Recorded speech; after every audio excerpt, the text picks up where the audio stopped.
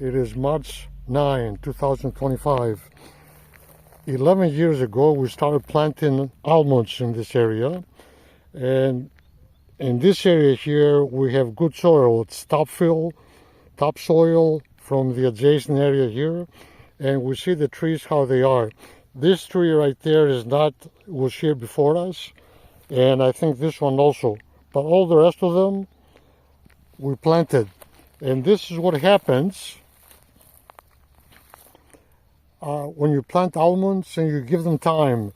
If the soil conditions are right, they will grow very well. In the rest of the area where we planted, the topsoil is a red clay soil, and even though the almond trees grew, in the last 11 years at the most, they have become 25 centimeters. Their fruit are so high and they're not very healthy. The area has been overtaken by pine trees from seeds fallen from these older trees. So this is what we have. This is, we're learning. But it's nice to see what happens when you have good conditions, good soil conditions, and you give them time. And right below, I'm going to put a link to the old videos from 2014, and so we have an idea. Thank you. Continuing, this is what the almond trees look like after 4 years in unfavorable conditions. I think it's an almond tree, it could be a plum.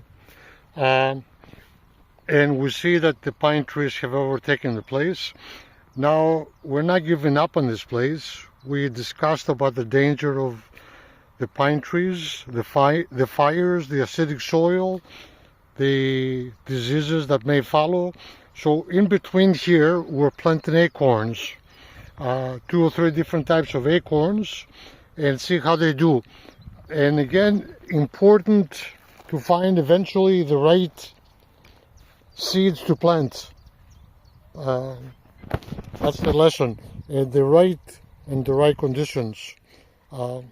This is a cactus pad which was thrown on the ground 14 years ago, and this is the northern side of this project, the northern hill, and it's not favorable conditions for the cactus.